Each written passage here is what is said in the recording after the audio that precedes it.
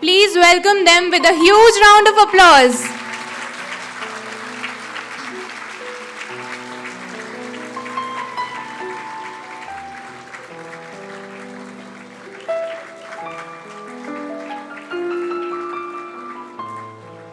I request the dignitaries to please take their seats.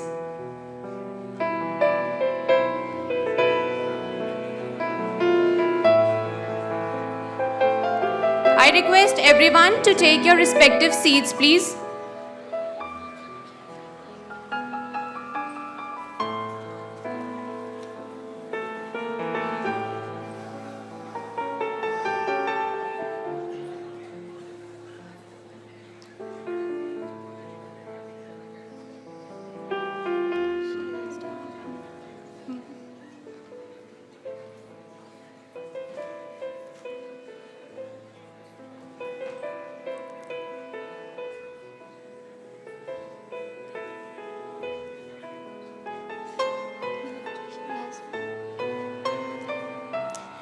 The future belongs to those who believe in the beauty of their dreams. Good morning, ladies and gentlemen, honorable dignitaries, eminent guests, fellow faculty members, and students. I, Siddhi, along with my co-host, Sejal, welcome you all to the leadership talk on 70 years journey of elections in India, experiences, issues, and challenges. It's our honor and privilege to have among us Shri Anup Chandra Pandey ji, Honourable Election Commissioner of India, Shri Bipin Kumar Singh ji, ADM City, Shri Shishir Jaipuria ji, Chairman Seth Anandram Jaipuria Education Society, and Srimati Sunita Jaipuria ji, Vice Chairperson. A warm welcome to you all. We also welcome Shri Vinod Malhotra ji, Advisor, Jaipuria Group. A huge round of applause for all of them.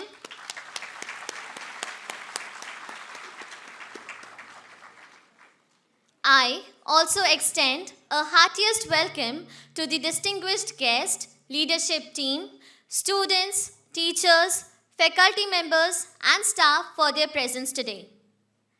Seth Anandram Jaipuria Group of Educational Institutions is a conglomerate with a 77-year-old legacy in the field of education. This journey has been studded with several milestones and accomplishments. We have a special video that highlights the group's illustrious journey. May I request the team to play the corporate video? Tamso Ma Jyotirgamaya. Seth Anandram Jaipuria Group of Educational Institutions carries a legacy of more than 77 years in the education domain. The vision of Seth Anandram Jaipuria to promote education was carried forward by his son Padma Bhushan Seth Munturam Jaipuria and grandson Dr. Rajaram Jaipuria. Today, Shri Shishir Jaipuria is carrying forward the legacy of empowering the new generation. Shri Shishir Jaipuria is also the chairman of FICCI Arise, the vertical of FICCI which takes care of the interest of independent schools. Jaipuria Group started its journey with Seth Anandram Jaipuria College in Kolkata, established in 1945, inaugurated by Pandit Jawaharlal Nehru. Today the group runs 16 K-12 schools, 4 preschools, 2 management institutions, and a teachers training academy across North India. The group's network is spread across 15 cities and has the strength of 20,000 students, 15,000 alumni, and more than 800 educators. Guinea Filaments Limited is a flagship company started by Dr. Rajaram Jaipuria in 1990. It is one of the largest textile units in India, with a turnover of more than 1,000 crores. The group has 4 manufacturing plants at Kosi Kalam, Haridwar, Bharuch and Noida. Seth Anandram Jaipuria schools are located in cities like Ghaziabad, Kanpur, Lucknow, Unnao, Farrukhabad, Varanasi, Sitarganj, Satna, Rai Bareli, Mirzapur, Dibyapur, Nanpada, Prayagraj, Greater Noida and Amethi. New schools will soon be operational in Haldwani, Rai Bareli Road, Deva Road and Gomti Nagar in Lucknow, Mainavati Marg, Jajmao and Kidwai Nagar in Kanpur, Jhansi, Siddharth Nagar, Siddhauli, Pratapgarh, Deoria and other parts of India. Established in 1974 and ranked number 1 in Kanpur and number 2 in Uttar Pradesh by Education World 2021-22.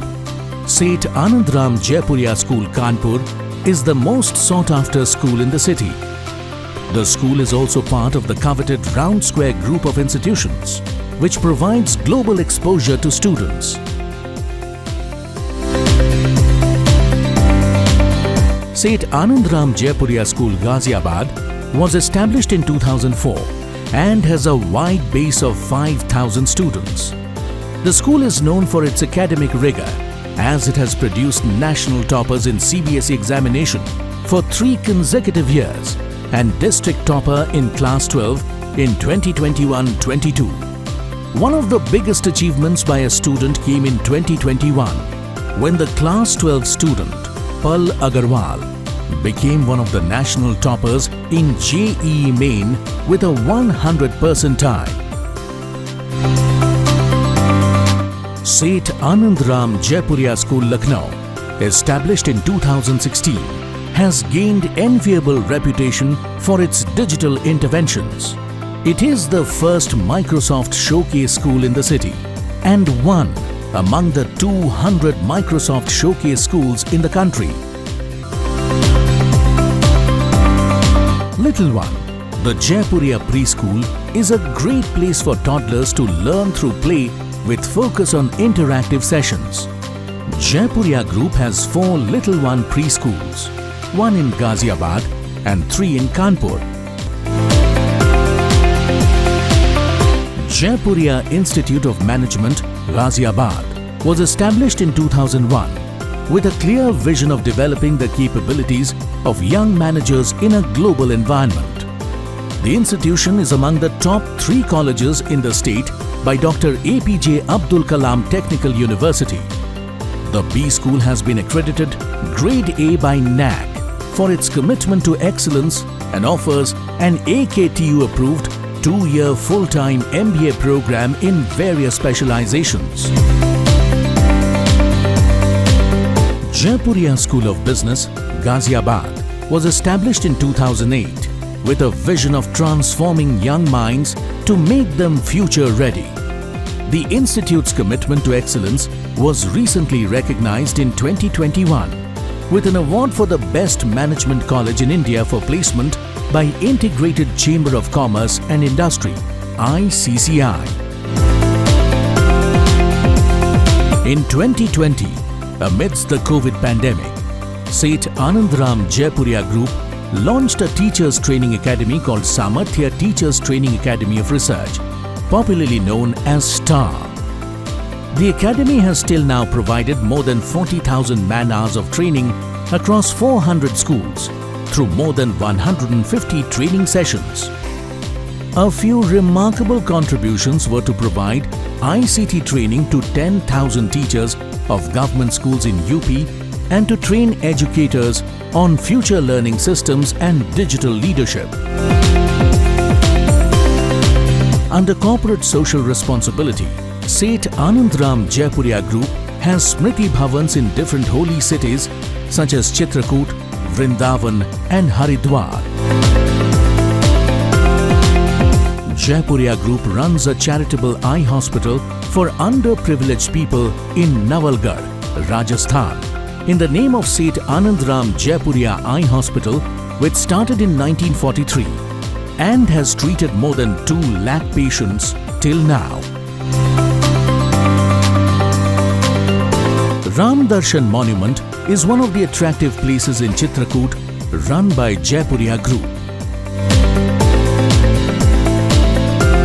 The group promotes Vedic education through Ved Bhavan Vidyalaya at 5 pilgrimage places.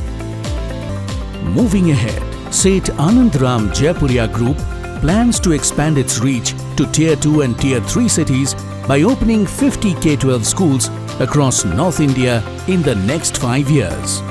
The group is determined to foster quality education and prepare the youth of the country for Industry 4.0. Seth Anandram Jaipuria Group of Educational Institutions. Empower, enthuse, excel. Thank you. May I now request Dr. Devendra Narang, Director, Jaipuria Institute of Management, to present a token of respect to the Chief Guest, Shri Anup Chandra Pandey ji, in his honor.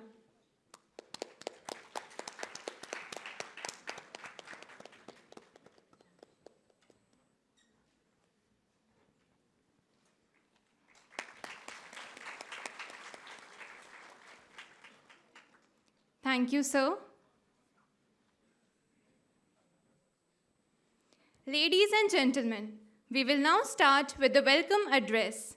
We have among us Shri Shishir Jaipuria, who is the chairman of Seth Anandram Jaipuria Group.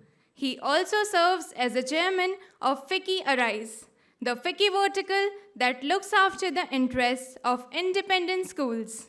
As a corporate leader, Shri Jaipuria is the chairman and managing director of Guinea Filaments Limited.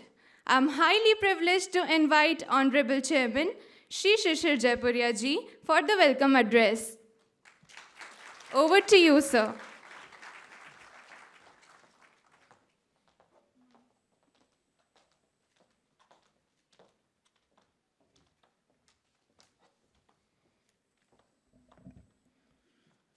Good morning to everybody. Respected Shri Anup Pandey ji, faculty members, and dear students. It gives me immense pleasure to have Shri Anup Pandey ji with us amongst here today. Despite his very busy schedule, he promised to come and he is here with us. I remember when I approached him to come and speak to the students, he within a minute said that I am willing to come, and then continued to follow up with me to get a date as to when the program is to be scheduled. Sir, I am extremely grateful to you for your presence here, and the children will be greatly benefited with your talk on leadership with regard to the topic which we have chosen for today. As we all know, the topic for today is the 70 years journey of elections in India, experiences, issues, and challenges.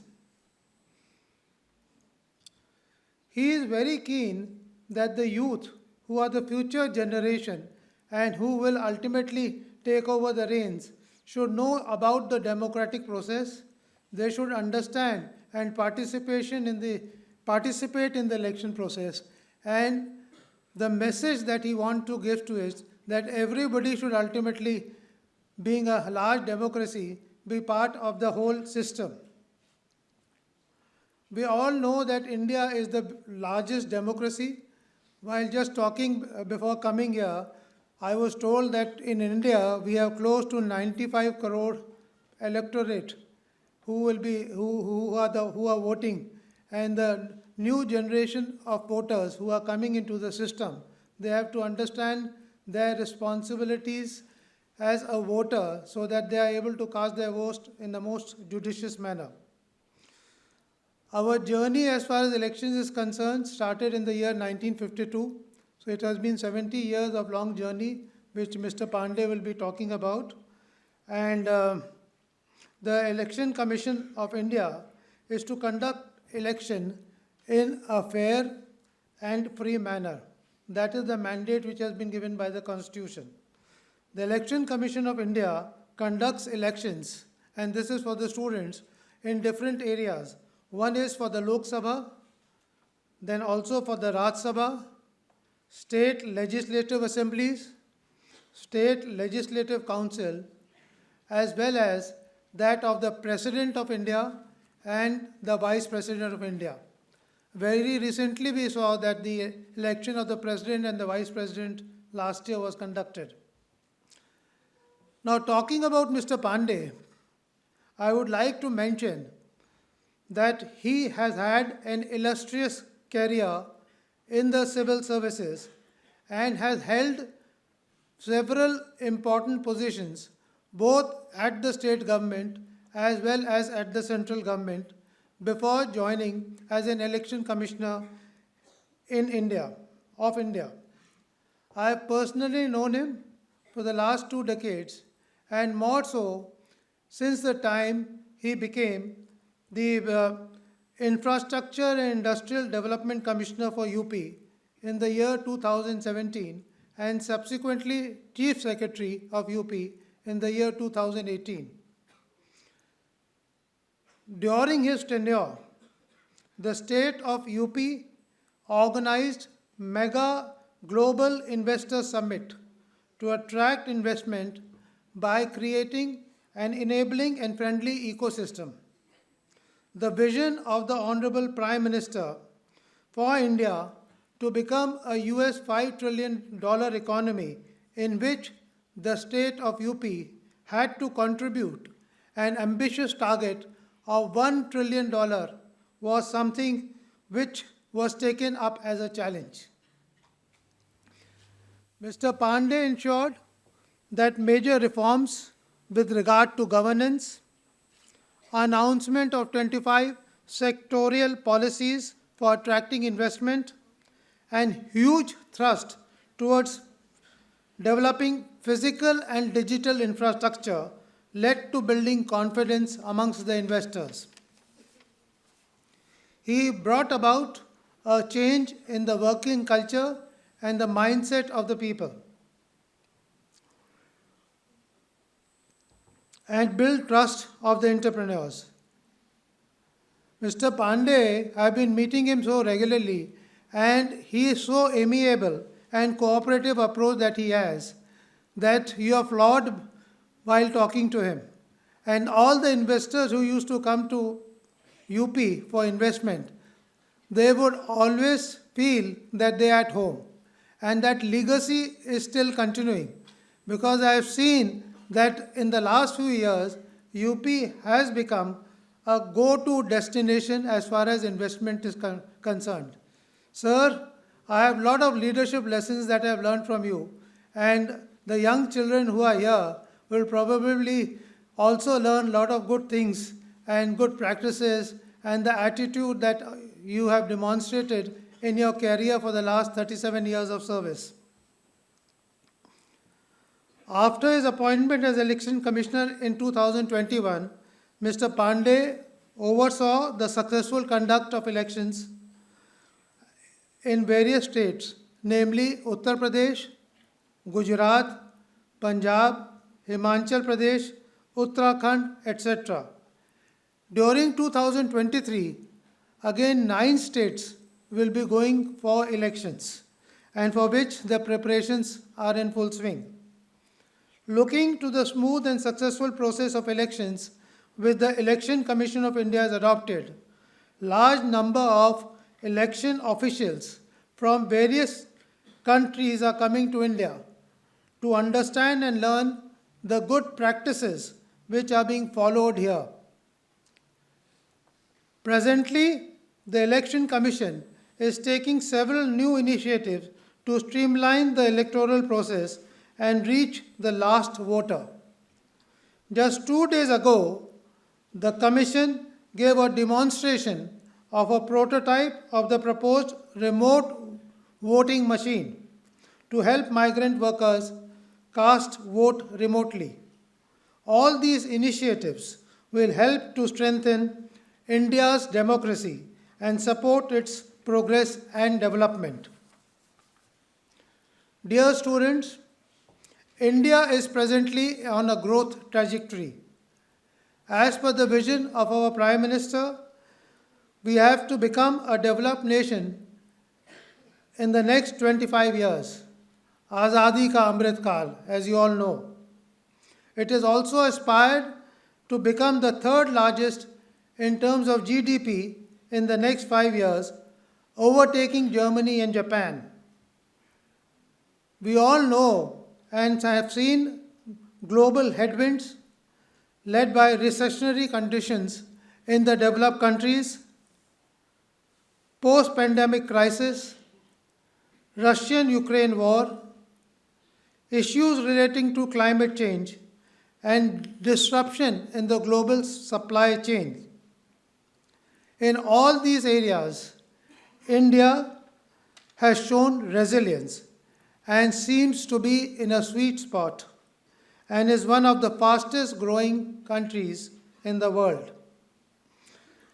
The implementation of the GST, introduction of the Insolvency and Banking Code, Jan Dhan Yojana, including the direct benefit transfer, robust growth of infrastructure, preparing the digital stack, and some of the measures which are transforming our country. The entrepreneurial spirit unleashed by the youth of the country in participating in the startup mission and culture is adding to the economic prosperity of the country. The electoral process demonstrates to the world that amongst all forms of government, a vibrant democracy is the best and most viable option. In a way, it ensures direct and indirectly the participation of each individual in the process of governance and decision making. We currently hold the presidency of G20 with the theme Vasudhaiva Kutumbakam, in which one earth, one family, one future resonates throughout the proceedings. The summit will be held in the current year, and India will be able to bring about a major transformation in the way various global issues have to be addressed. During this summit, G20 member countries will come together to prioritize multilateralism, share solutions that promote growth, revamp development plans, and create a roadmap to achieve the UN Sustainable Development Goals. Attaining these objectives would require a robust democratic structure and greater role of the Election Commission as a guardian of electoral integrity.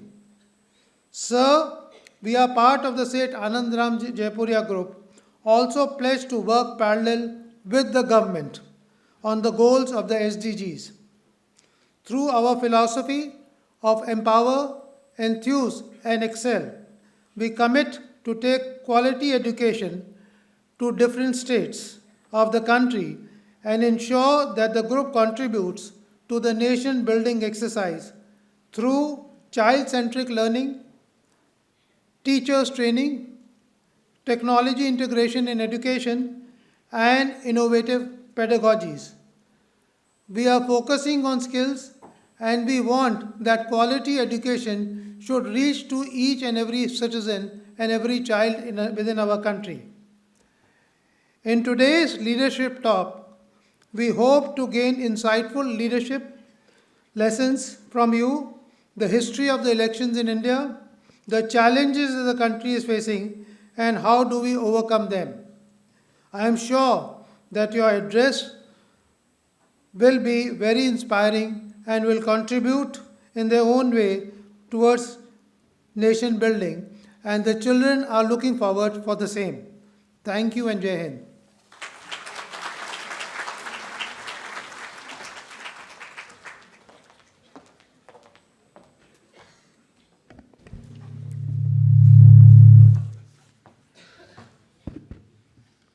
Thank you, sir, for your address. It was inspiring to know about the Honourable Chief Guest we have today.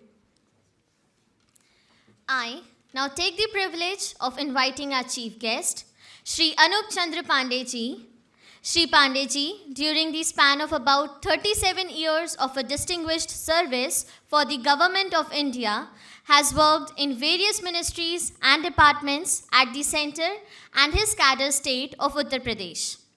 He also has a keen interest in writing and has authored a book titled Governance in Ancient India, which explores the evolution, nature, scope, functions, and all related aspects of ancient Indian civil service from the Rig Vedic period to 650 AD. With a huge round of applause, may I now request the Honourable Chief Guest, Shri Anup Chandra Pandey ji, to guide the students with his enriching experience. Over to you, sir.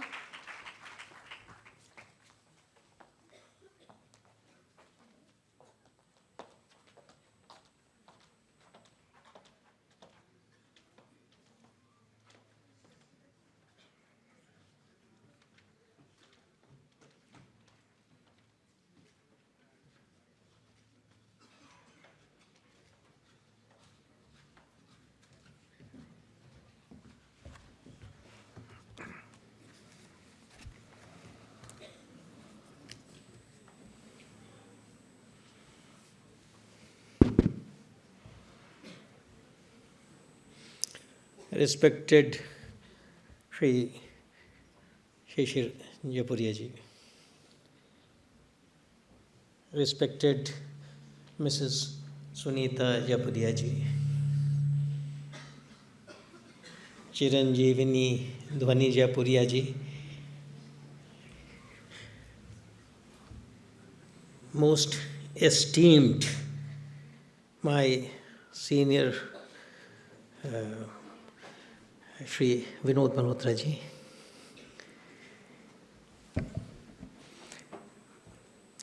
this august house comprising of very erudite faculty of Jaipuria Institute, the students, ladies and gentlemen. I have known Shishirji for a very long time. He was talking about the Investor Summit. In fact, he was a part and parcel of that. He was the member of the State Investment Promotion Board, and which was basically guiding that Investor Summit. Jaipuria's is a big name in the state of Uttar Pradesh, not only state but nationally also. And this is an excellent institute. When Shishirji mentioned to me to deliver a leadership talk here, so I instantly agreed.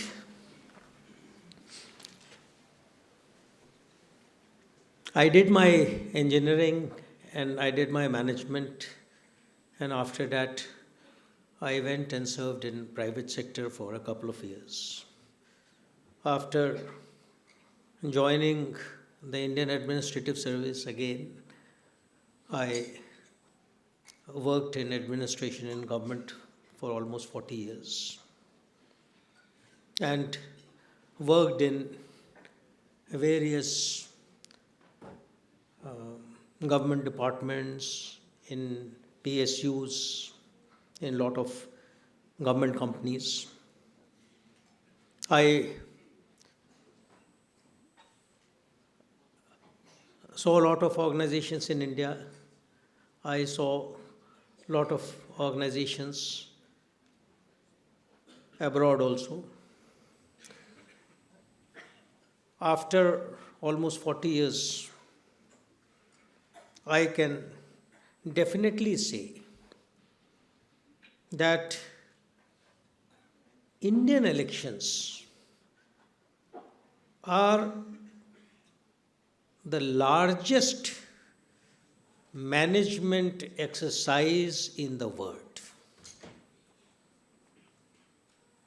So when Shishirji mentioned that you deliver a leadership talk. So I said, all right, I will trace the history of Indian elections, narrate it to the students, and they can find out management leadership lessons from that. I would not divide my address in any silos, that this is the management part, or this is the logistics part, or this is the IEC part. It would be a holistic kind of narration, and you draw your own inferences from that. We discuss a number of leadership issues. How to involve our 130 crore population in this exercise? Can we make it more inclusive? How can we make it more participative? How we empower our voters? So all these are management issues. This is the largest management exercise in the world, as Shishiji rightly pointed out. We have 95 crore voters. There are 10 lakh polling booths. There are more than 1 crore staff which is manning that. And right from Kashmir till Kanyakumari, everybody, the entire behavior is synchronized. So, whatever happens in Jammu Kashmir happens in Kanyakumari. Now, you can imagine the kind of management exercise that it is.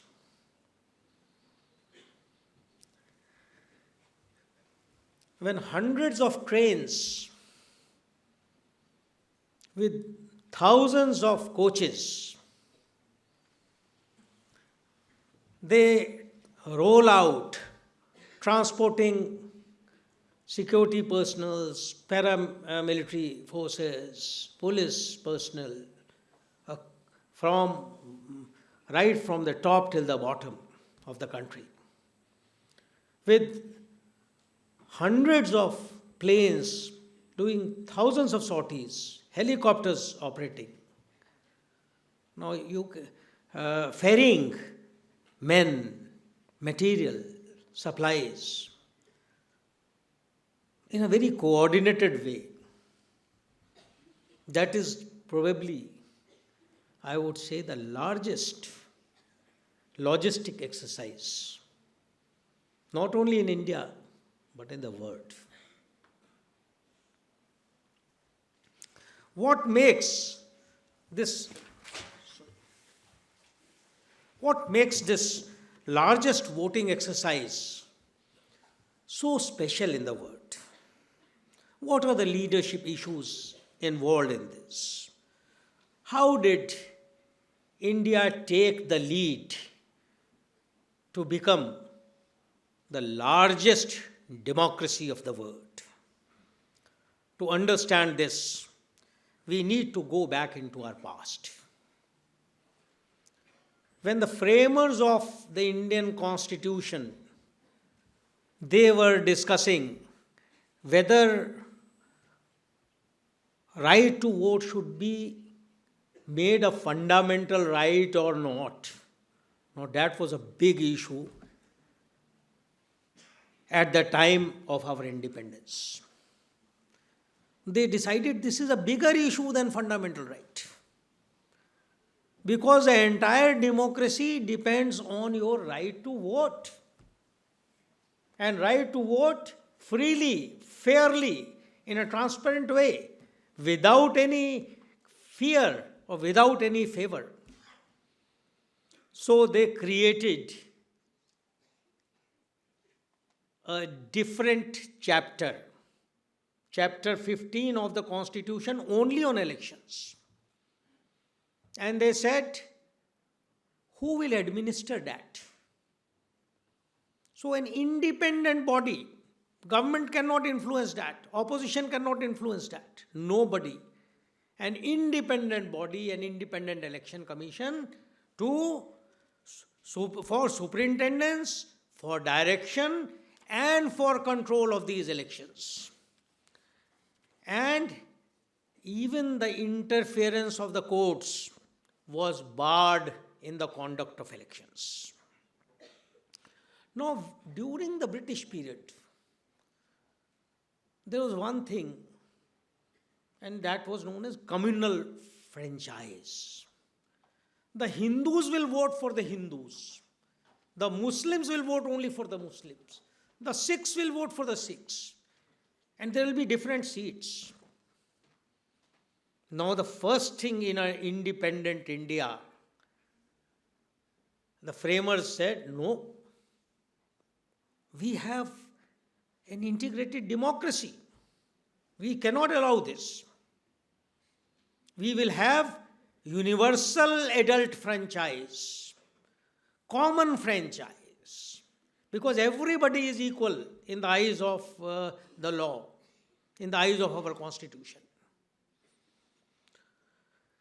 Secondly, when in 1950, 47 we got independence and 50 we got the elections. We became the republic in 1950. That is why 26 January 1950, that was the date when we became the republic. So that time the constitution was implemented. Now everybody was looking at this country. You have asked every person above the age of 21 to vote. It has never happened. It has never happened in the world that even an illiterate person can vote. You have only, at that time, we had only 16% literacy. Just 16%, 84% were illiterate. Now, you have given the voting right to a person who cannot even read the name of the candidate on the ballot paper. Now, this is surely going to fail. Now, Ramchandra Guha mentions this, what people were seeing as the greatest gamble in the history. Greatest gamble. The framers of our constitution said no. If they cannot read, cannot write, fine. They can recognize. So started the first experiment in democracy in today's world. Democracy with symbols. घोड़ा दे दो, हाथी दे दो, किसी को symbol दे दो. Even the illiterate person can recognize that. So for the first time in the world, the concept of democracy with symbols started. आज तक चल रहा है, and such a successful thing. And it has vindicated the view of our first president, Rajendra Prasad ji, who said that our people may not have the mechanical skills of reading or writing, but they certainly possess that stout common sense which can save our democracy. How true. His words during 1950. Now, another thing, for the first time, we gave equal voting rights to women, inclusive. Even in USA, voting rights to women were given after 144 years in 1920. 1776 they became the republic, and voting rights to women given on in 1920. They were not given equal voting rights.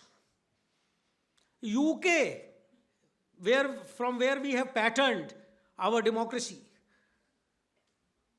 after 100 years, in 1928, they gave these voting rights. In Switzerland, right of voting to women was given in 1971. Now we gave it right on day one. And when our first election commissioner, he was preparing the electoral rolls. So they used to go and ask the women, because everybody's names have to be figured in the electoral roll. What is your name? He says, I am Ramlal's wife. I am Shamlal's daughter. They would not tell their name. People said, what is going to happen? They have given voting rights to these women who are not even prepared to disclose their names. Then photographs they used to collect. Then they said, no, these are parda nashin ladies. In Muslims, though with veils, we will not get them photographed. Now, such was the confidence of our framers in the intrinsic strength of our electorate. In last elections, 2019 general elections, 18 states and UTs, there the number of women voters was more than men voters. Now you can imagine, and this is the resilience of our democracy. Another issue, I was just at the beginning of the Republic, how we design our democracy. Now these are design issues. All you management students are sitting here. So design issues, how you design this system. Lot of problems. First thing, there was no census available. We did not have a census. And how do you enumerate your voters? You keep on enumerating, and people at that time, there was partition. So a lot of refugees, a lot of migrants, they keep on coming daily. Then you do not know who is a resident, who is a citizen, who is a migrant. Now, big issue. So, no census, no electoral roll. So, 1951, the first job was to do that. Then, no separate electoral laws in British India. There was one 1935 Act, Government of India Act, which had a lot of things, including this one. No, in India, we have a very, very elaborate system of electoral laws. Representation of People's Act 1950, Representation of People's Act 1951, along with their rules, and plus host of other orders. That time there was nothing. Now, lot of things. Delimitation. How do you have the constituencies? Now, today we have 528 parliament constituencies, and in every state we have assembly constituencies. No constituency. So, how to create that? Then, allocation of seats. So, which area to be allotted? How many seats? So, nothing. Then, preparation of electoral rolls. So, nobody was a voter. How do you know that this thing? So, a lot of things were there. They had to be, when you design the system. So, all these things had to be taken care of. Then, you have to divide the seats in the proportion of population. Because in a democracy, it is a population. So, how many number of people voting for which representative to the parliament or to the assembly? So, that is delimitation. Then we have reservation issue, big issue in the parliament. Scheduled caste seats, the reserved seats, scheduled caste, scheduled tribes. So there are tribal seats, there are scheduled caste seats, reserved seats. So how do you do that? So again a big issue. Then, the election commission has about 400 people. That is all. 400 to 450 people. And how do you organize people for 95 crore voters? You require 1 crore staff. You cannot employ them permanently. What will they do for the next 5 years? But you require them during that period. Every polling booth, you have a presiding officer, you have polling officers, you have various agents, you have the paramilitary staff, you all those kind of things. 1 crore people on 10 lakh booths. So how do you do that? So these were some of the design issues, big issues. Now the framers said, look, within the constitution, Article 324 says you can requisition the staff as and when you require. The day Model Code of Conduct is enforced, any government officer, from the Election Commission, I can requisition. From tomorrow onward, you would not be working for your respective government. You would be under the disciplinary control directly of the Election Commission. So, and it is for me to take work from you. The district magistrate, the collector, from tomorrow onward, you are the district election officer. You will not do your normal, anything which can affect the political process. No political announcements, no political works, only related to elections. Your school teachers, your Anganwadi workers, the ones that we require for presiding officer, for polling officer, for booth level activities. So we have these 400 people can requisition 1 crore staff. So that is the beauty. This is what is known as, in management circles, is the project organization or the matrix organization. You assemble an organization for a particular project, then dismantle it. So, but the framers of our constitution had the vision and the foresight to provide for this. All right. Then another big task before the commission was to educate the voters. You have to go for voting. Now, 95 crore people, and they have to understand the entire process. Kab jana hai vote, kahan jana hai, how you have to vote, all those kind of things. Us samay to they had the ballot boxes. So you have to tell the entire thing. This is a huge communication exercise. Huge. You have to vote for parliament, you have to vote for assembly, all kinds of things. Now, in democracy which had just begun, how did you do it? Elaborate instructions,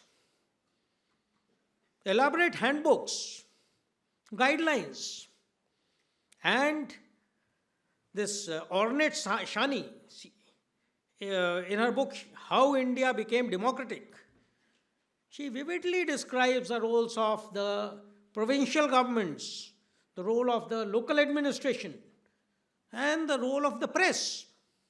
Press notes were carried on in local newspapers during those days in storytelling format. And village after village, in village chopals, they used to be read. There was a great fervor of independence during those days. So day after day, they were read, they were discussed, And this is how democracy came in our veins.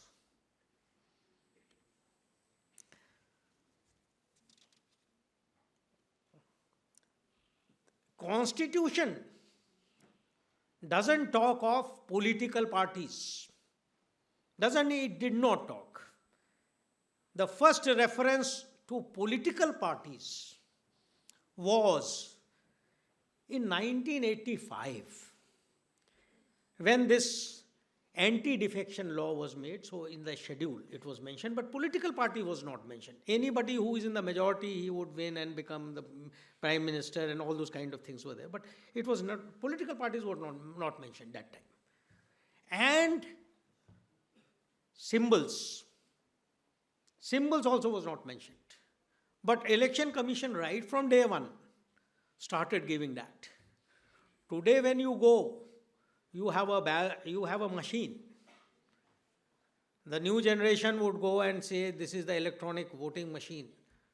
But during those days, the first election, 1951, what happened was everybody was given a blank slip. And even I did not know before I joined the Election Commission that in 1951 what happened. The number of candidates, so they used to have small boxes. And if there were 10 candidates, there were 10 boxes. And every voter was given a blank slip. Go, and these are the 10 candidates. You deposit your vote wherever you feel like. So for the first election, it was like that. Even second election, it was like that. Only in the third election, they said, no, we will make more reform. And what we will do is, the names of the candidates, they will be put on the ballot paper with the symbol. So third election onward, that is 1962, for the first time, system of marking came. Means there was a printed ballot paper with the name of candidates, and everybody was given an instrument in the in that polling station, a small marking instrument, and they used to mark their vote against that candidate. So that was in 1962.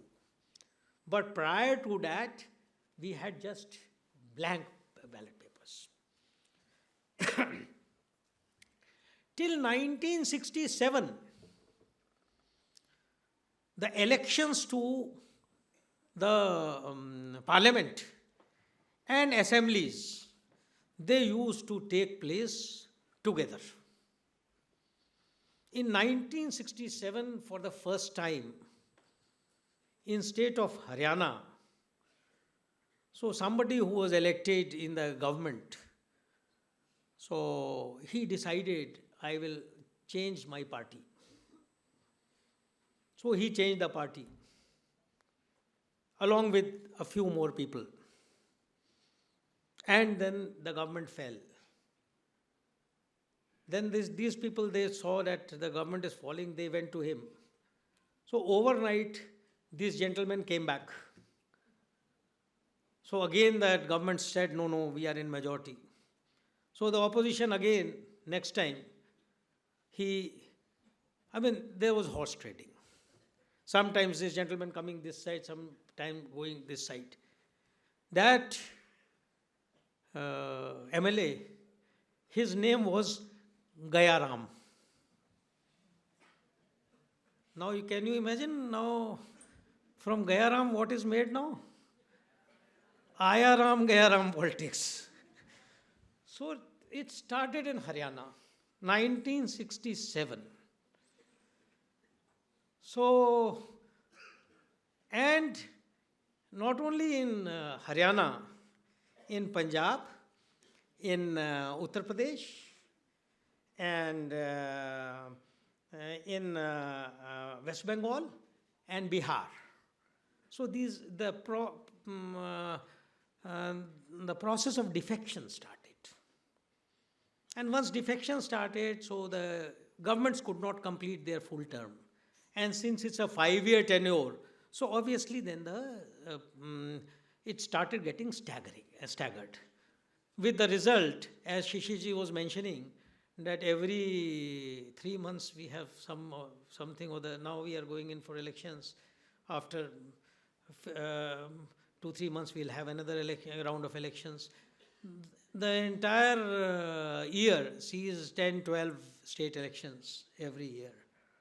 And that is why people say that the model code of conduct is implemented almost throughout the year, so you can't do much work. And that is why there are demands of or illusions of one nation, one election. But until 1967, this one nation, one election was there. So only after 5 years. Okay. So I had mentioned to the system of symbols. But symbols order came in 1968. And symbols order, the political party now is known by symbol. And if the symbol is taken, the political party, it is difficult for them to survive. So symbol is in the public, I would say, public identifies any party with the symbol. Another big issue was, all these political parties, all the candidates, and fiercely fighting the elections. How to regulate their campaigns. Now that was a big issue. Who will put posters where? Who will carry out the procession? How will the meetings be conducted? How will, whether they will not fight amongst each other? Whether they will not abuse each other? No, all kinds of things. So, regulation of so many people, crores of people, all over India, during this period, now that is a huge management administration issue. But they say that शासन जो है, शासन में एक चीज कहते थे, अनुशासन के बिना नहीं चलता है. There has to be some kind of a self-regulation for the regulation. So, in 1967, for the first time in the state of Kerala, all the political parties, they sat down together, started from Kerala, sat down together, had a consensus on what they called was minimum code of conduct. Now, minimum code of conduct means conduct of some kind of, they had a self-regulation regarding meetings, regarding processions, regarding rallies, regarding posters, slogans, modes of electioneering, so all that kind of thing. And Election Commission said, oh, this is a wonderful thing, they have done it on their own in Kerala. So let us follow it, implement it all over the country. And this is how what we now call the Model Code of Conduct started. A Model Code of Conduct जिस दिन से लग जाता है, अगले दिन से वो सब गाली गलौज बंद हो जाती है. So people keep on waiting, अभी ये चल रहा, but the day Model Code of Conduct is there, Election Commission also gets empowered. If you will violate these conditions of Model Code of Conduct, we will poke you. We will lodge an FIR against you. Police will take action against you. So, वो तुलसीदास ने जो कहा है ना कि भय के बिना प्रीति भी नहीं होती है. So, वो immediately वो डंडा एडमिनिस्ट्रेशन का चालू हो जाता है from the day the model code of conduct is there.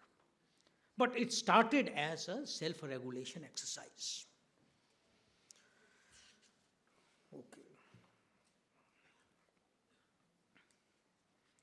Now, one thing, this delimitation of exercise, because democracy is not one time. Democracy का मतलब है it is evolving, and democracy means the number of votes, and the number of votes would be reflected in the number of seats. तो delimitation meant that you have to allot the number of seats in proportion to the population. So this delimitation exercise was, the constitution provides every 10 years. आप देखिए population कितनी है, count कीजिए, उसके बाद you make the number of seats.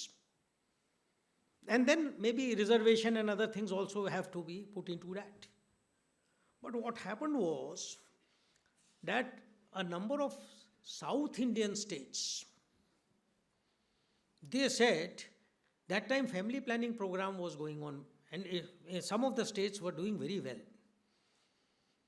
They said, भाई हमने तो family planning follow किया है, and because of that हमारी population तो कम हो गई.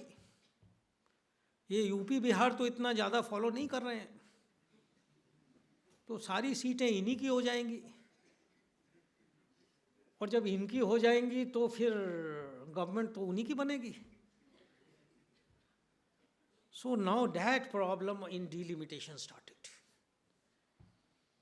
सो इन 1976 दे सेड भाई ठीक है, everything will be all right, but we will not have delimitation till 2002. 2002 में फिर हुआ कि भाई नहीं, अभी भी नहीं होना चाहिए. तो 2026 तक डिलिमिटेशन को रोक दिया कि नहीं, because I mean this is a big federal issue. Lot of states are having apprehensions that our political voice at the centre will diminish because we are following better family planning process. तो एक ये. Then what happened was voting age. Voting age was 21 years earlier. Then people felt कि we need to empower our youth. और बड़ी बहस चली कि intelligence जो है वो 21 साल में आती है या 18 साल में आती है. This concerns all of you. What do you feel, 21 और 18? 18. तो that is what our policy makers also felt कि 18 साल में बच्चे में इतनी समझ आ जाती है that he can choose his representatives. So in 1989, they decided to lower the voting age to 18 years.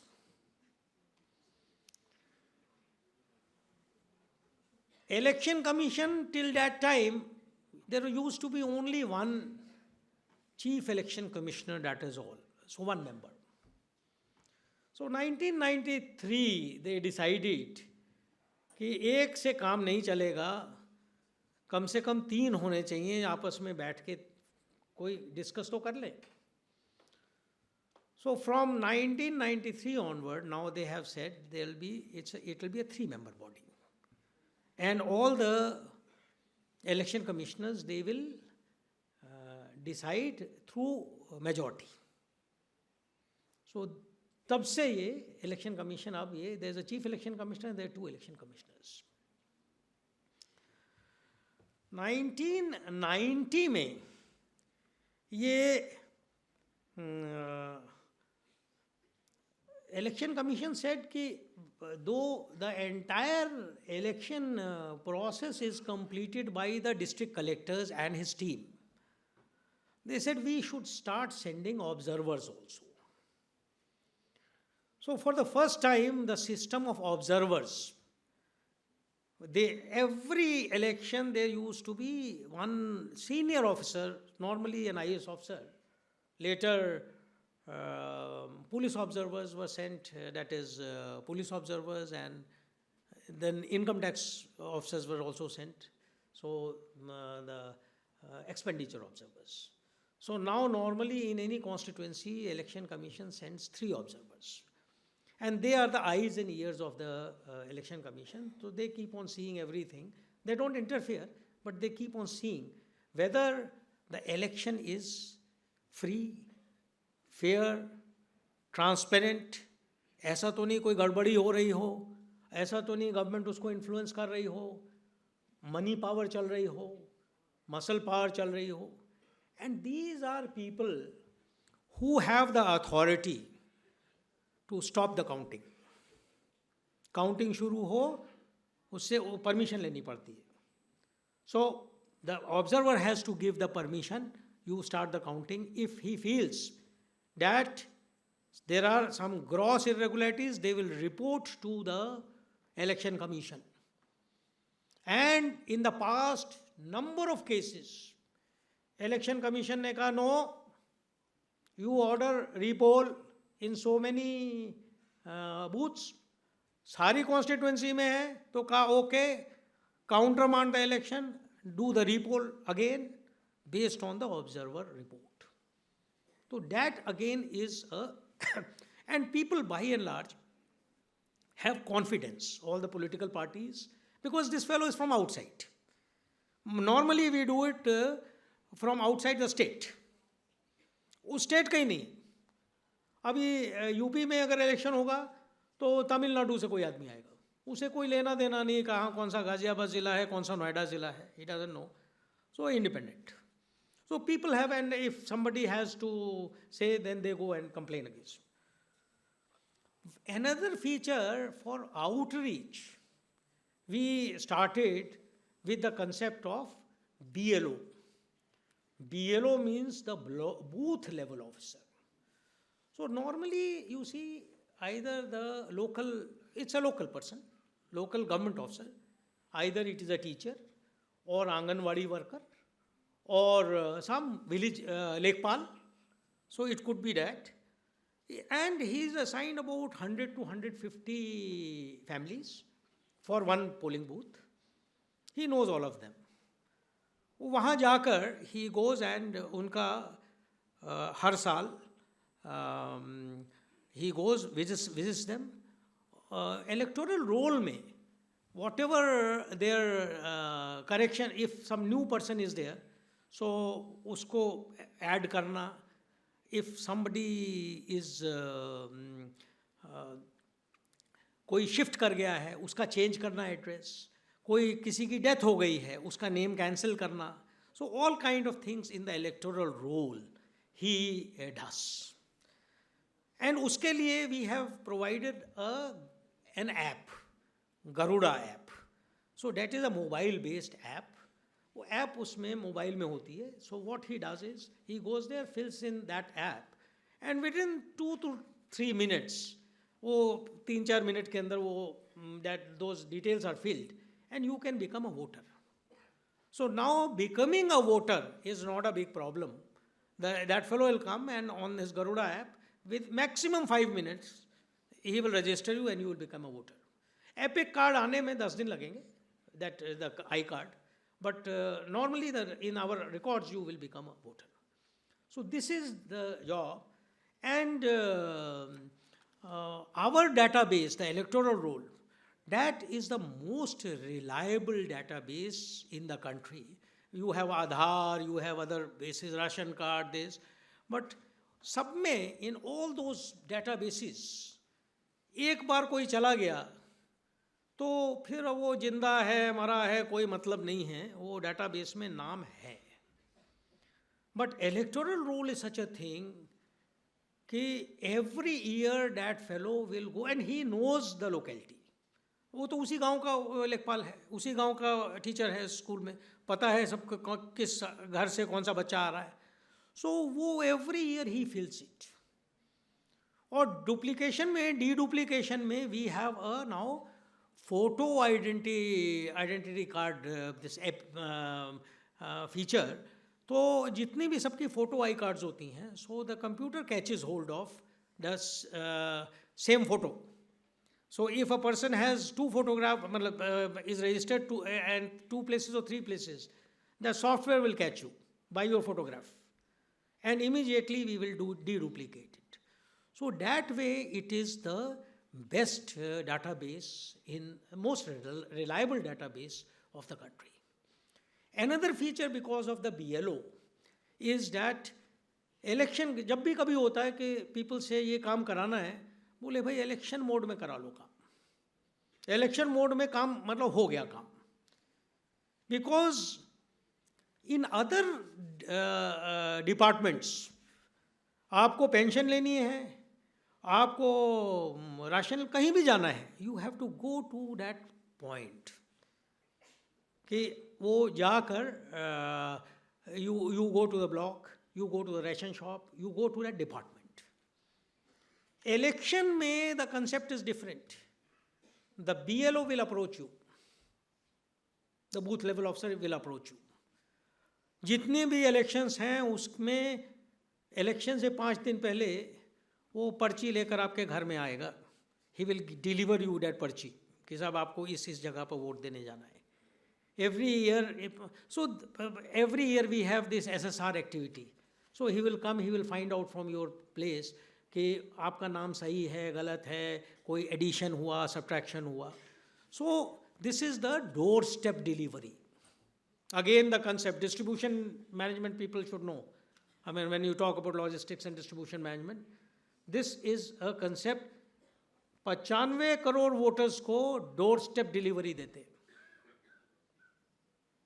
Now it's a huge logistic exercise and done very, very smoothly through the concept of BLO. Let me now talk about the information, education, communication strategy of the Election Commission. Facilitating of voters is not enough. Is not enough in a democracy. So, more important is the awareness building, the education building. Now, how you do it? And why? What is the need? Last parliament election, I am talking of 95 crore voters who are enrolled. But what was the actual voting percentage? 66%. That means 1/3 voters still don't vote.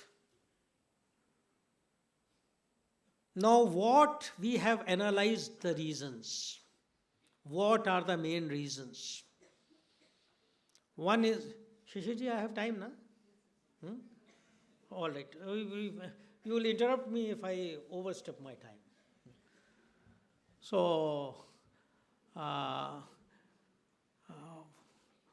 1/3 voters are not voting. What are the reasons? So, one reason we find, and the biggest reason, is the urban apathy. गांव में तो 80% 85% आदमी vote डालता है. जो पढ़ा लिखा आदमी है, जो अमीर आदमी है, जो शहर में रहता है, he doesn't go. छोड़ो यार, क्या फ़र्क पड़ता है. इतनी ठंड है, इतनी लंबी लाइन है, और भी कई काम हैं. You expect lot of things from the government. Government ने ये नहीं किया, वो नहीं किया, यहाँ बेकार है, ये नहीं है. अरे जब गवर्नमेंट को चूज करना, छोड़ो यार, नहीं जाना है. No, that is something a very big problem. हमने भी एनालाइज्ड जितने बड़े शहर हैं, मेट्रो सिटीज. अभी हमने वहाँ गया था, पुणे में we had sweep activity. Lowest voting percentage. और Pune is probably one of our biggest industrial conglomerates. जब यूपी का इलेक्शन देखते हैं, गाजियाबाद में परसेंटेज बहुत कम है, कानपुर में परसेंटेज बहुत कम है. No, because urban apathy. Second reason is the youth apathy. Youth में भी वी वांट दैट 18 साल की एज में पीपल शुड बिकम वोटर्स. अभी हमने एक अमेंडमेंट किया है कि कभी कभी होता था कि 18 साल जैसे क्रॉस 18 के बाद बनते हैं, और 18 से बर्थडे जो पड़ा वो मान लीजिए हम 1 जनवरी लेते थे, किसी का 1 अप्रैल पड़ा या 1 मार्च पड़ा, तो और इलेक्शन फरवरी में है, तो वो तो आगे चला गया और अगला इलेक्शन 5 साल बाद होगा. So for the next 5 years, next election next time he will vote when he is only 23 years. क्योंकि 18 का था, अब 5 साल बाद होगा, वो निकल गया. तो what we have done is every quarter we will update our this thing, ताकि अगर 1 अप्रैल को है तो 1 अप्रैल वाले को भी इंक्लूड कर लेंगे. मई में अगर इलेक्शन है तो 1 अप्रैल ऐड हो जाएगा, 1 जुलाई ऐड हो जाएगा, 1 अक्टूबर ऐड हो जाएगा, along with 1 January. And not only this, and I am addressing my young friends, 17 साल की एज में please go to the election office और हैव हमारा जो ऐप है उसमें it will take 2-3 minutes. Anybody who is 17 years and above, 17 साल की एज में ऐप अपना करके बुकिंग कर दो. हमने बुकिंग का सिस्टम कर दिया है. 17 साल में अपने details you put on that app और इन आवर इलेक्टोरल रोल. जिस दिन 18 साल के हो जाओगे we will enrol you and we will give you your election I card that will reach your house.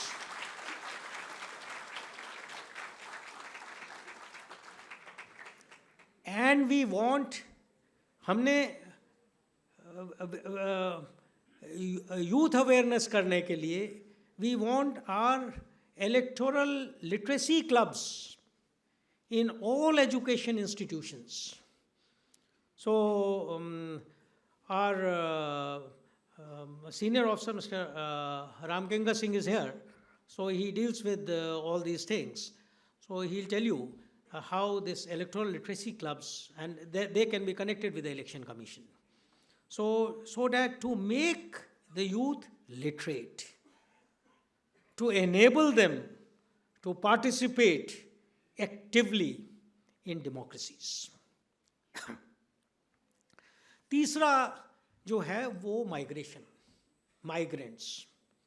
Lot of people from UP, Bihar, Odisha, from those areas, they go in search of employment to places like Bombay, Pune, Nasik, so all those places. Even seasonal employment, they go to, a lot of people go to Punjab, Haryana, other places during sowing season or harvesting season. And a lot of people, they cannot come back for voting. So we have started a dialogue with election parties, political parties, for remote voting. Yesterday we had the first round with them. So in due course the system will evolve, hopefully. But this is also one exercise how to increase that. So what we want is a participative democracy. And our motto is no voter to be left behind. एक एक vote को लेने के लिए हम पूरी ताकत लगा देते. अभी गुजरात में वी हैड इलेक्शंस और 2 किलोमीटर में एक बूथ होना चाहिए. So there was one booth in Gir forest. वहाँ कोई पुजारी जी रहते हैं एंड और कोई है ही नहीं, one person. We sent a team of 10 people to fetch his vote. So, now, whether it is by elephant, or by camel, or by boat, or by cycle, or by train, or by helicopter or plane, our polling party will go. And it will go to desert, to mountain, to plain, to island, to coastal areas. Uttarakhand में, हिमाचल में, Uttarakhand and Himachal, we have booths even P3. P1 is 1 day, P2 is 2 days, P3 is 3 days. 3 दिन पैदल चलते हैं to reach that polling station. और 3 दिन के बाद चलकर then they come back. वहाँ पर 3 दिन जाना 3 दिन आना टू कलेक्ट दैट. और यहाँ से किसी को समझ में नहीं आती. I will narrate to a very interesting story. मैं पिथौरागढ़ में डीएम था, डिस्ट्रिक्ट मजिस्ट्रेट, 1994 की बात बता रहा हूँ. That time the election took place. First class election निकल गया. सेशन साहब हुआ करते थे chief election commissioner, and Seshan साहब was a big terror. And सब निकल गया. शाम को पूछा गया कि एवरीथिंग इज ऑल राइट. सब पीसफुल रिपोर्ट आ गई वायरलेस से. There was a place Gangolihat there. वहाँ एक पोलिंग बूथ था, Bongli. I still remember that. वो बेचारे वो मास्टर जी अपना लोग चलकर, पोलिंग ऑफिसर, प्रिसाइडिंग ऑफिसर, वो बैलेट बॉक्स को लेकर वो खच्चर से आते थे, म्यूल से आ रहे थे. And the gradient is something like 45 degrees may be. मतलब वो अगर पैर फिसला तो गए. ये तो बेचारे किसी तरह से चला के आ रहे थे. That mule that slipped, and it slipped, and नीचे काली नदी बहती थी. और काली नदी में म्यूल गिर गया along with the ballot box. रात के 11 बजे वहाँ से सेट से खबर आई कि साहब वो तो बैलेट बॉक्स जो है वो गिर गया वहाँ पे काली नदी में. वो खच्चर भी गया, वो भी गया.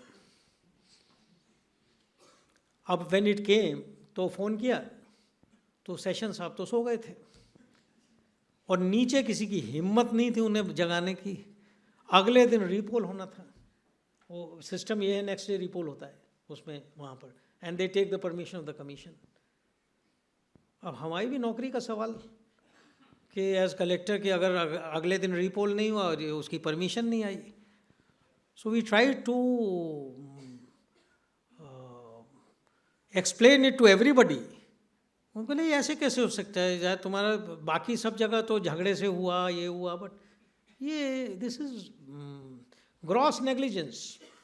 कि ट्रांसपोर्टेशन के during transportation you were unable to secure the ballot box. ऐसा बड़ी in Delhi you can't understand कि वहाँ की जोग्राफिकल टोपोग्राफिक सिचुएशन क्या है. We were able to manage it, but when I sit here in this seat of election commissioner, so I can realize those challenges in the field, which probably until unless you have been through that process, you will never be able to understand कितनी मुश्किल से एक एक vote को लेके आते हैं वहाँ से. Accessible elections, that is another big thing, what we do. Accessible elections में there are people with deformities. हम लोग जो people with deformities, we try to ensure that they are integrated in the process. So we provide them wheelchairs, we provide them volunteers, we provide them जो ballot ये EVM है, EVM के ऊपर electronic voting machine, इसके ऊपर Braille में लिखा रहता है. So anybody who is blind can see that. But क्या होता है कि there are people still who cannot come. Not only EVM but even 80 plus. So last elections we said if you cannot come to the polling booth, the election commission will go to you. So first time हमने postal voting का system we have started, in which you have to indicate to us 5 days before the election, and the election party, after telling all the political parties with videography, everything, will go and they will, you can cast your vote from your home. ये आज तक नहीं आपने सुना होगा कि घर से आपके पार्टी आएगी, घर से आपका वोट डलवा के ले जाएगी. We will simulate the polling station for 80 plus and for people with deformities. So then we have, for encouraging the women, we call it pink booths. Pink booths are booths which are managed totally by women. उसमें polling presiding officer, polling officer, उसमें even police भी जो है वो महिला police लगती है. तो सब कुछ वो all women booths, just to encourage the women to come and vote there. So these are some of the things that we do to encourage the participation. Then tackling violence. एक time था when violence was a big issue. I remember 1982 में नेली का violence हुआ था, पूरा का पूरा village was killed. When 1991 में राजीव गांधी का election हुआ था, so 365 persons were killed and 3,625 people were injured. No, that was a level of violence. That was a level of muscle power. And they used to call it booth capturing. Booth capture ho gaya. So now we have done a lot of exercise on that. आज की तारीख में, I mean, we have introduced the EVMs, electronic voting machines. Then there is, every booth has a camera, webcasting we call it. And that feed is given to our control room, and 24 hours that control room is watching that is there any movement or not. Then there are observers. Then there are central paramilitary forces. Then there are micro observers. So all kinds of, I mean, when you talk about management of violence, I mean, these are some of the steps that we take to ensure that there are no violence. Similarly, money power. Now, money power, the huge money, huge cash, liquor, freebies that is distributed to induce the elections. Our job is to make it inducement free. Now, how do you do that? Expenditure limits have been fixed. You have to report the your expenditure. Now, there are various agencies. When we, yesterday we had a day before we had a meeting of 16 agencies. Income tax, enforcement directorate, then all the banks, FIU, financial institution unit, then your state excise, your central excise, your air intelligence. So various agencies, and every agency is active during that period, that there should not be any movement of cash. There should not be any movement. Any transaction above any, if you are carrying more than 50,000 rupees, any policeman can apprehend you. And you will have to show the receipt. Look, this is the purpose for which I am carrying. And if genuine purpose, they'll leave you, otherwise they'll confiscate you. And we have the FSTs everywhere, the SSTs are those stationary surveillance units, the flying squads, so all kind of things. The borders are sealed. So election exercise is a huge logistic exercise to ensure that everywhere frisking, combing, all kind of sealing of borders, checkposts, nakas, so all kind of things to ensure that the elections are inducement free. So I'm just trying to tell you the logistic part of it. I mean, not to talk about transportation, how we arrange it, how we transport it, but even the inducement part. Then talking of the technological integration. Technological integration over the years, there are a lot of things. Now, we have EVMs, I mentioned to you, electronic voting machines. They were started from 2003, 2004. After that, to verify that electronic voting machine, we have the VVPATs. That is the voter verifiable paper after trail. So there's a machine in which there's a printed printout. So you can, and after every election, 5 VVPATs are counted along with the polling electronic voting machine. So, and then you have the EPIC cards. So everybody is given a photo ID card. And there are various apps. Earlier, and I will tell you a very interesting C-Vigil app. C-Vigil is a citizen vigil app. So today, if you do not need to go to a policeman. If you find that there is any violence, any bribery, any inducement, any other irregularity, somebody is fixing his banner poster on your house, you don't want it. Somebody is unnecessarily bribing you or forcing you, intimidating you. What you do is you take out your mobile, and there's an app, C-Vigil app, and you just click the photograph. And on this app, there's a provision of uploading. You upload it.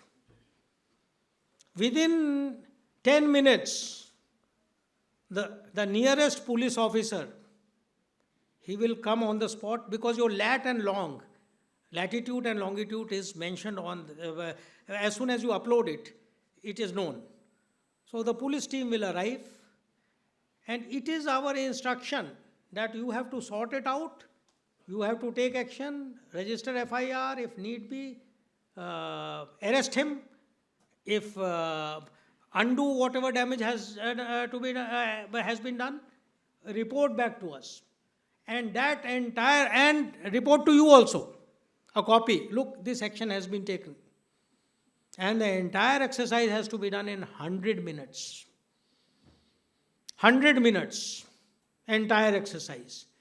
If it will not be done in 100 minutes, then action will be taken against that police officer, the lowest police officer. Nowhere in the world you will find this kind of efficiency. And that is why people say, सब model code of conduct लग जाएगा, तो सब ठीक हो जाएगा.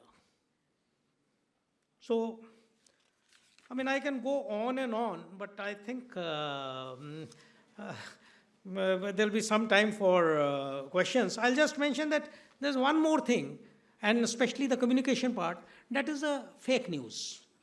Today, everybody talks about social media and fake news, things get viral.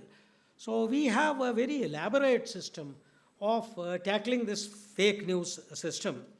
So, well, the journey of elections since independence has really been a journey of very, I would say, emerging challenges, and addressing these challenges through innovation, through high-grade professionalism, through our strategic interventions, technological interventions, now to provide free and fair elections for strengthening democracy. Each of these elections has resulted in, many of them have resulted in very peaceful change of power. So, and that is the credibility of our system. So, the strength of Indian democracy has increased from election to election. Today, I would say that in the democratic world, India is the largest and probably one of the most strong democracies in the world.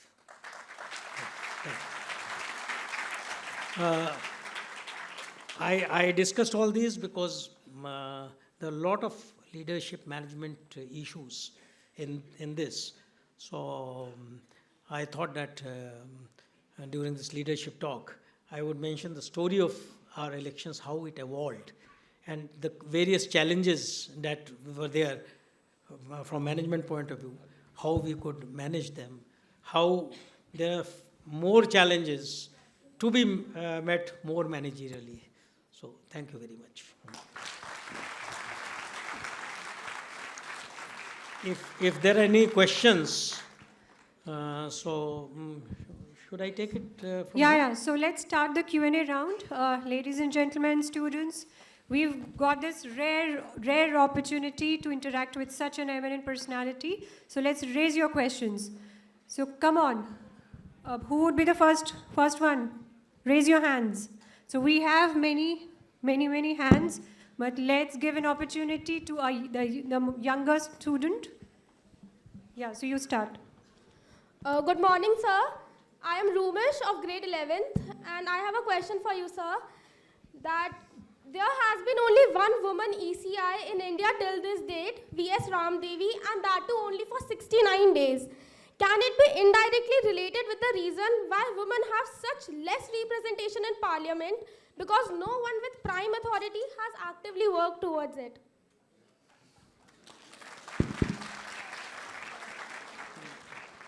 I think that's a very good question. Mrs. Rama Devi was the Chief Election Commissioner that you are referring to.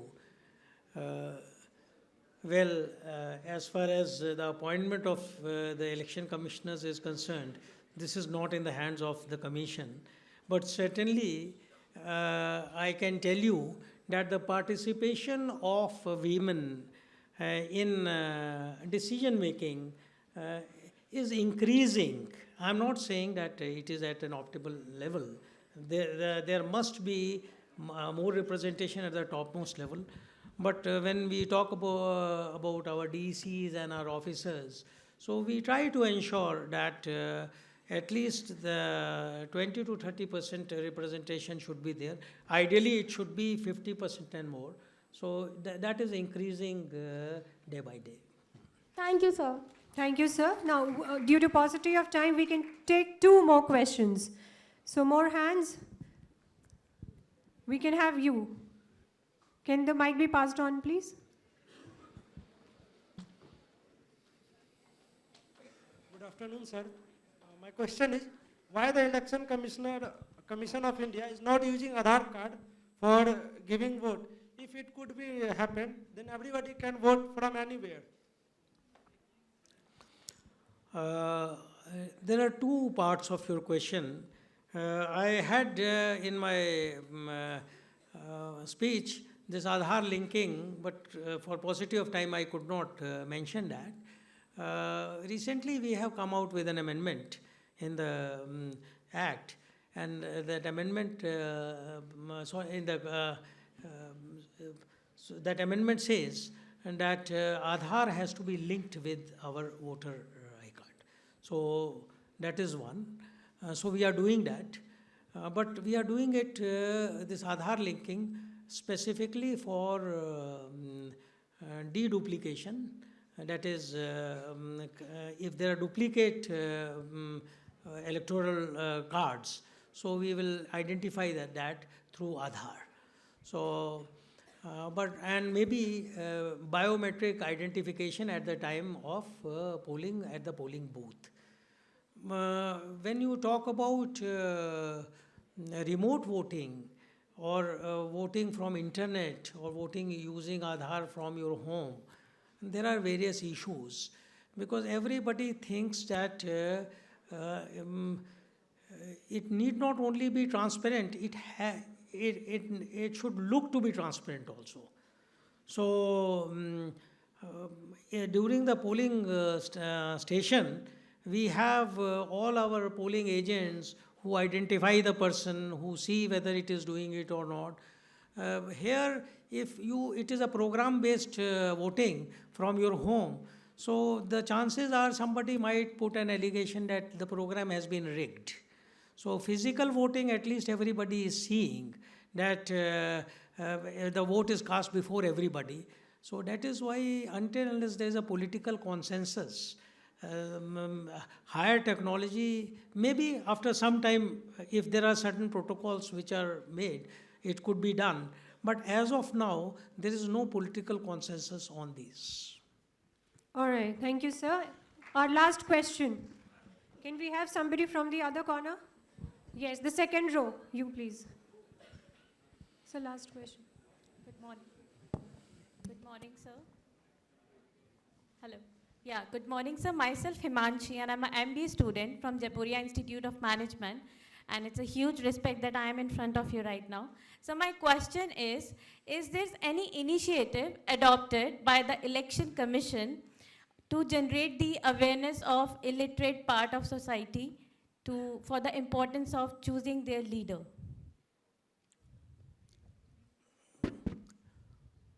For choosing the leader, well, that is, I don't sit down. For choosing the leader, now that is something in the political domain. So we do not advise somebody.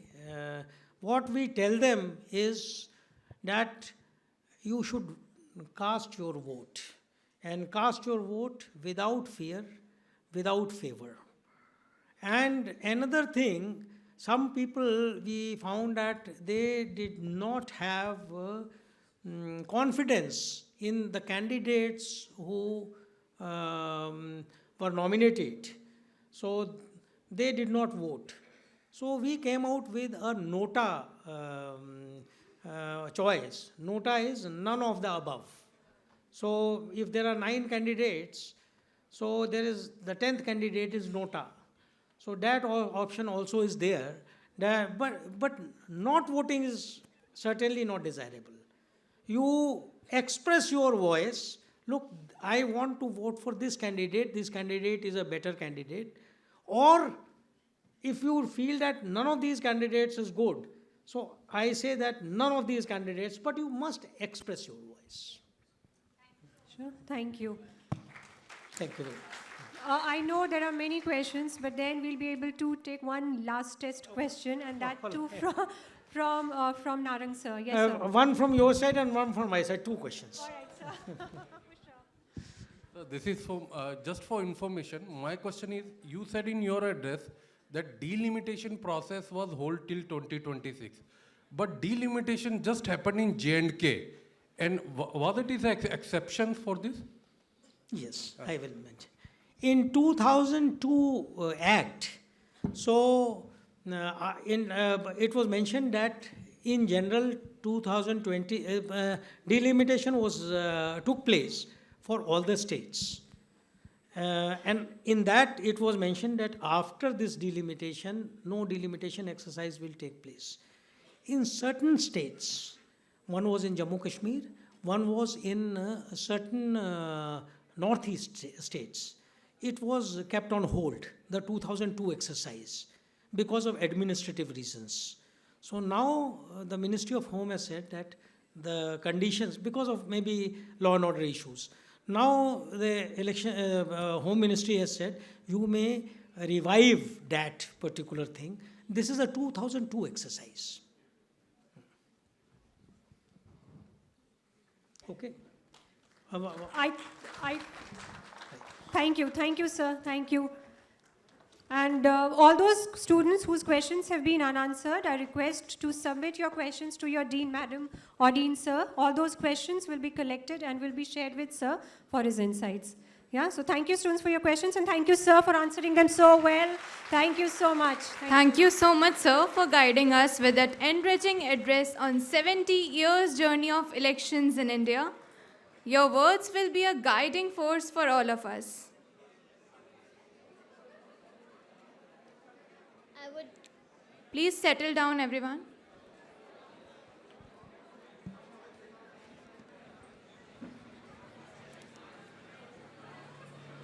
I would request everyone to please be seated on your respected seats. Please be seated. Please be seated, everyone. Take your seats and be silent. Request both of them to come on stage. The chief guest and Shishi sir, request them to come on stage. May I now request Chairman Sir to come up on the stage for the felicitation ceremony. We request Chairman Sir to felicitate the chief guest with a token of gratitude and a certificate of honor. We request the chief guest also to come over the stage, please. Okay, let's have it here. All right. May we have the planter and the token of gratitude?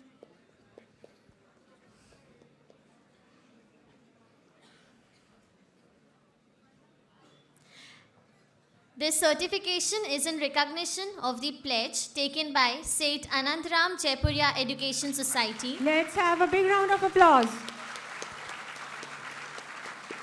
On behalf of our chief guest, to support the education of 5 underprivileged children for a year through Shiksha Na Ruke campaign.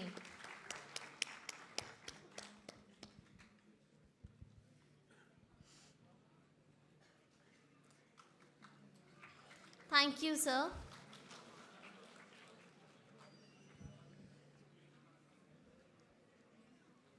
Thank you so much, sir. May I now request Dr. Rajiv R. Thakur, Director General, Jaipuria School of Business, to kindly propose the vote of thanks.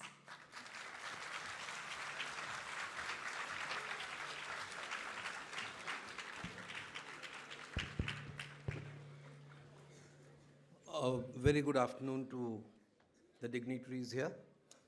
Honourable Election Commissioner Sri Anup Pandey sir, respected Chairman Shishirji, Vice Chairman, and the other dignitaries sitting in the audience, my faculty colleagues, dear students. I stand here honoured and humbled to have this opportunity to extend my vote of thanks. Of course, sir, after your address, I think we all feel overwhelmed, and I don't think anyone would be waiting for or having a patience to have a long vote of thanks address. But yet, I think, sir, you made our day today. And I must say that extending the thanks what our chairman did in the morning, that you made this event in an election mode.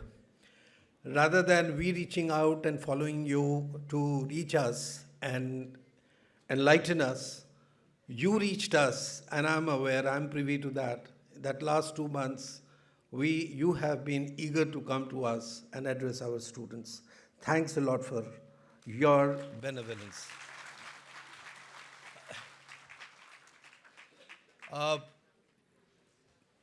In the last 1 hour or so, we felt that, as you said, that the earlier news reporting was in a story mode. We were actually listening a story of the evolution of the election in India and the role of Election Commission. We were educated, we were informed, we felt enlightened, and I think we were enthralled with the kind of information and the enlightenment we brought to all of us. Not only the youngsters, but across 4 generations I can see here. The students, the faculty colleagues, my generation and my colleagues, your generation, and your generation includes people like Shishirji, Vinodji, and many more, if I am permitted to. I'm sure all across we benefited from your address, the saga that you presented before us. In fact, in my memory, sir, few of very rare occasions, we would have heard about election with so much of alacrity and interest was the time of T.N. Session, whom you mentioned, and that was early 90s. We were then in the graduation days. In fact, I had just completed. And of course, as a student and aspirant of civil services, we were to read D.D. Basu, Article 324, 89 Amendment Acts, to write the exam.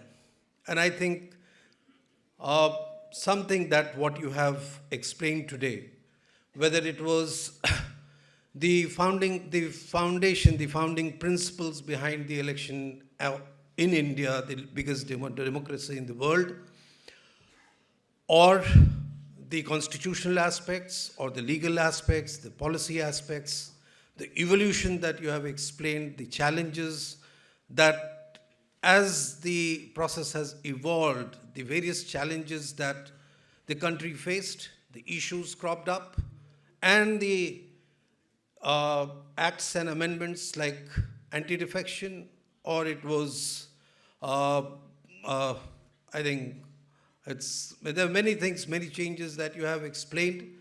All that is something which we are listening after a long time, and it has been really, really enriching, sir. You said that the Election Commission or the election in India is the biggest management activity exercise. I would say today my students, even the youngsters from the school, they had the best of the management cases to understand the each and every principles of the management education, be it leadership, be it people management, man management, stakeholder satisfaction, be it logistics, or you talked about matrix organizational structure, and also talking about the integration of the technology. All these principles that we teach and the students learn in fragments today, they could learn in a story format, in an interesting format from your experience. And I must congratulate and thank you for this, sir. I think I would have gone on. I'm aware that you are pressed for time. You have to reach for another meeting. Just 1 minute. In fact, as I was listening, a lot of nostalgic moments and the past comes in, and you were talking about the gadgets, apps like Garuda. You're talking about the voting machine that you have just launched. I think the students would not be familiar with that Futta scale, which was so important years back to insert the ballot papers in the ballot boxes, and so key important, because the students must know that at times the ballot papers were at least half a meter length, and they had to be inserted in the ballot boxes. The kind of ballot boxes that were there with iron heavy metals, the pigeon box which were there in the counting machines, the counting things, and so on and so forth. And so therefore, it's a quite interesting journey to read, and one must go through it. Last but not the least, sir, I think you are an epitome, as sir was mentioning about your illustrious career, the kind of contributions you have made to the civil services, to the society, to the state of Uttar Pradesh, and now as a constitutional authority to the country.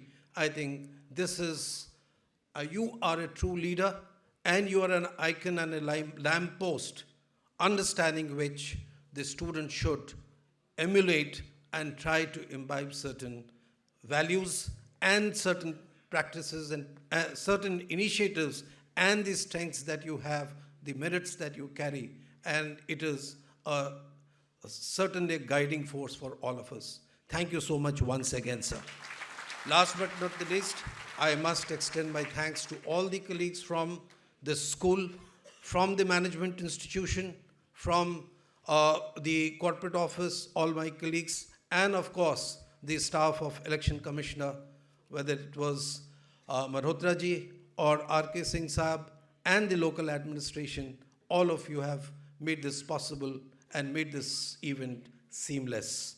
Thanks to all my students for having a patience listening. I'm sure this would have been an enlightening session for you. Last, all thanks to our management, the chairman sir, Vinod sir, ma'am who is present here, for their unstinted support and giving these opportunities for having such luminaries in our campus and have great learning. Thank you so much.